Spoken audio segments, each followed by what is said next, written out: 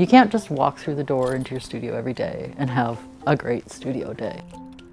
The walking in and getting to it and closing out the other worries, that's the best part of it. It's actually the doing. I love this studio. It's my happy space. My name is Grossman, and I'm a sculptor.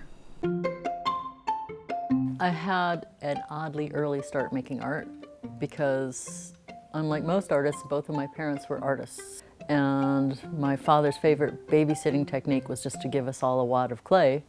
And once I stopped eating it, I started making little things. And it was a slippery slope from there. I grew up in Tucson, Arizona, in the desert, so I was a little desert rat. My father was a ceramics professor there, so there were no limits on what was art or how we could do art. His only preference was that if I grew up, I could get a nice teaching job. And my mother, her advice was not to marry an artist, which I ignored that too. I started my college education at Washington University, St. Louis.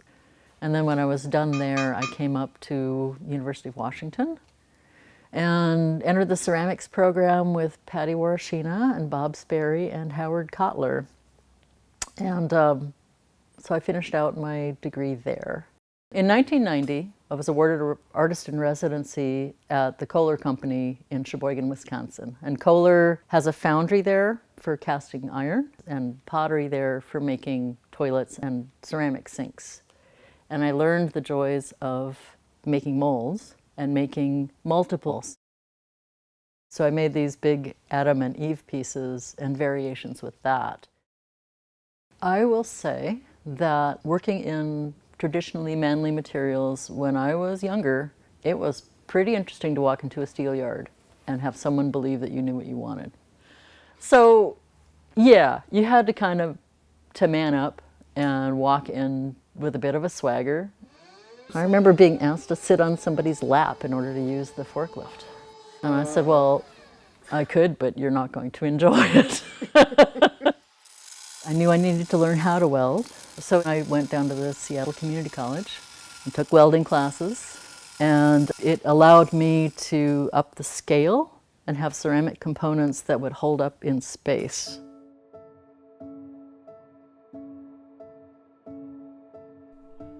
My interest in holding things up in space continued to develop into kind of an obsession with scaffolds and structures. A lot of times I let my engineering show. I'll leave the nuts and bolts showing. I have to confess, I am a tool hoarder. A girl can't have too many tools. I love old tools like this, and I like old things that show use or wear or neglect. My husband's little sister's throw-out Bible. The stories that I use are old. So I like the materials and the finish of the piece to have that same quality. When I was first working with older stories, I worked with Greek mythological stories. They're part of Western culture, but they're not my stories. How can I work with Judeo-Christian imagery in a new way? It was more challenging to me than retelling Greek myths. If you were to find me, as a person in the world culture, I'm half Jewish, half Presbyterian. This is my inheritance, these stories. First text piece was Weeping Eve, and that's a text that doesn't actually say anything. It's basically word made flesh. So I'm taking a text and I'm making a physical thing in space.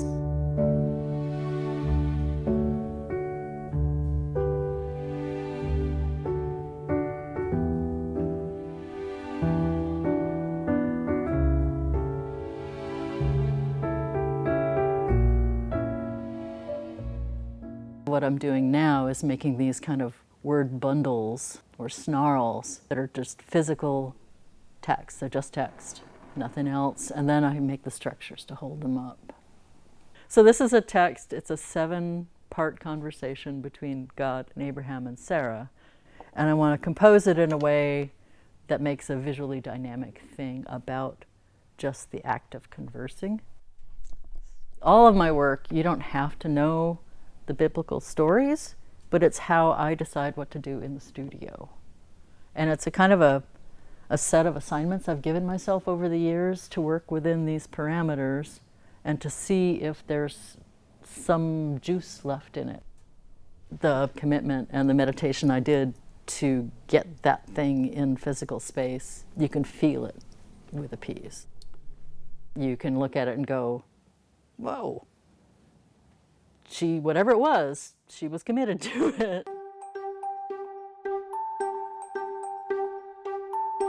I've gotten to spend my life doing what I wanted to do when I was 6, and that's pretty rare, I think.